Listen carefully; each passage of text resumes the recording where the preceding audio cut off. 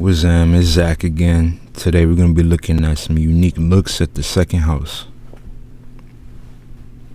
One thing that I like to think about the second house, or a great word or sense that goes with the second house, is taste. Now obviously taste can, cover a lot of different areas. Physical taste with food and drinks and, substances. Taste in fashion, art, and attractions. You can also see kind of taste tied with value. If somebody has like bad taste, you can kind of say that's with a fashion sense. But a lot of times when people say that guy leaves or that person leaves a bad taste in my mouth, it kind of represents that person's makeup, or the things like that. Generally, the second house is related to value and attraction.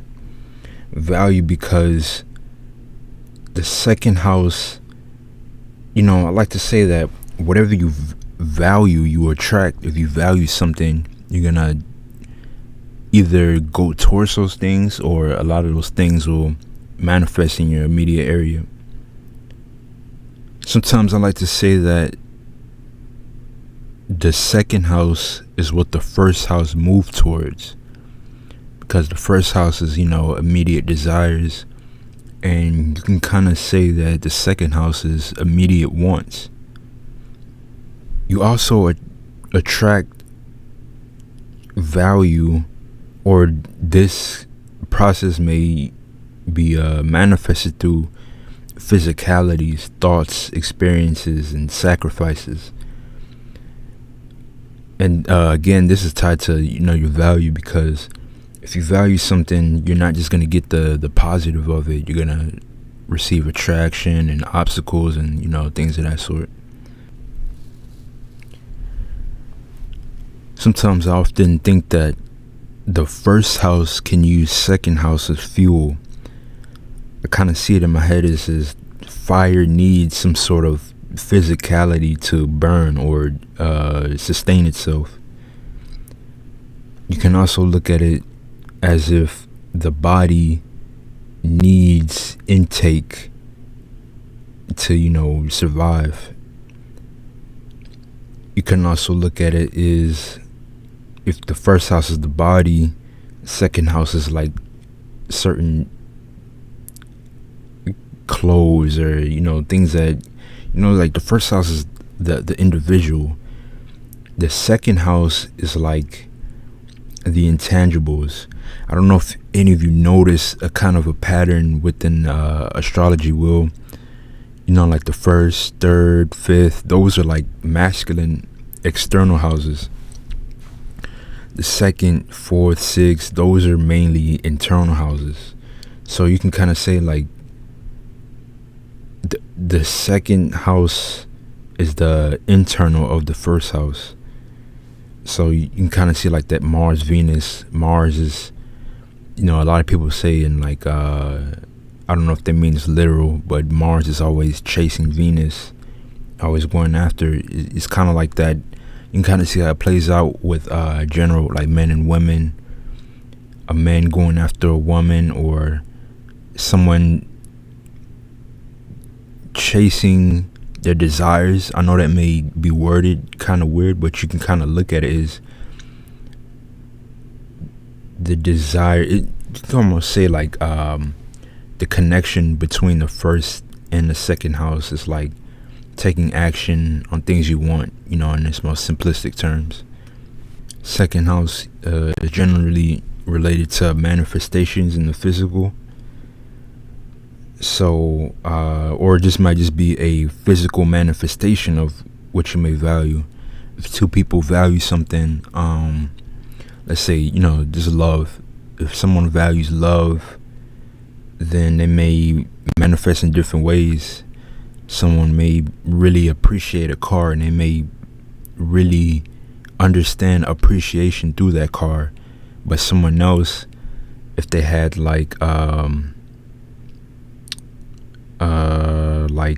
Sagittarius in the second house, they may really value travel and higher thoughts, something that's more like on a higher density. I also think that the second house can be how someone or something looks. If the first house is appearance, I think the second house is the I'm trying to word this good. It can be the style of the appearance. I think that's a good way to say it. The first house is the appearance, the second house is the style. Then once you kind of look at it like that, you can see that people value different styles. Like, people are attracted to different types of looking people. You may like different type of race, a different type of height, weight. That's like the preference. I feel like preference, taste, these are things that are associated with the second house. I also think that value is generally recognized by the senses, something that's related to the second house. You can recognize value through sight. If something looks good or looks refined, that may be someone's attraction. They may find that value or attraction through sight. Smell, if somebody, you can look at certain merchants and salesmen, they know what is good quality cologne or a good quality smelling plant, or just like a good quality smelling soap, or they may value a home where it always needs to smell nice, or like a car, or they just may always value smelling nice, and smelling nice is their way of understanding value and appreciation. Value through audio. You can meet someone that, you meet a lot of people that have different types of tastes through music, and they value different music, different aspects of music. And even someone speaking, someone may value someone who's articulate, someone may value someone that speaks very open and unfiltered. Someone you can recognize value through touch. If you've been around someone who works at a furniture store, or someone who works at like a warehouse for materials, they know the difference between good quality leather and fake leather, or good quality cloth or silk or something like that.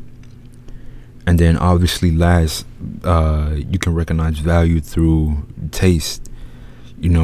People value different foods. Some people don't really care what they eat. They just see it as fuel. Some people only eat the finest. Some people eat healthy. Some people eat for different reasons. Some people don't eat at all. Shout out a lot of the breatharians, a lot of the there's different ways of intake and using certain types of fuel. I guess overall, I think the second house is like value through the senses. Now, something I'm thinking is what if you have like a higher frequency sign in the second house? Then maybe you won't really necessarily value certain physical attributes. However, you can still have that ability.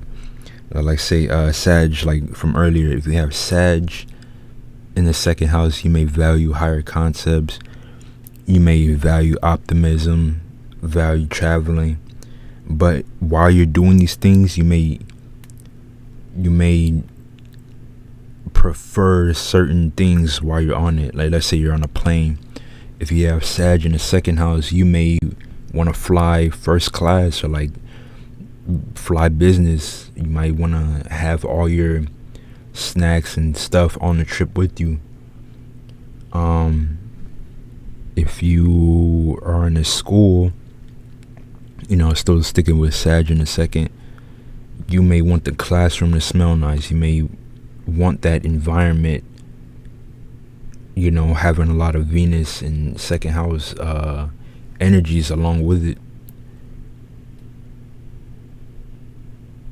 This house will always be in harmony with water houses. Earth will always be in harmony with water houses. This house will always sextile the 12th house or Pisces, and this house will always sextile the 4th house and Cancer. Or I'm really trying not to call it that anymore. I just call it like the crab sign or crab season or something like that. And also this will always be on the polar axis to Scorpio or the 8th house. In some ways I could see this playing out is a lot of people, when you value something, a lot of emotions are involved and a lot of internal energies are involved. Like I said in my last video, fire will always harmonize with air, and wherever there's fire, there's movement. Fire is always moving. And even when you think of like light is always at a certain vibration. That's why you can see, or why you can't see, a lot of spectrums of light. But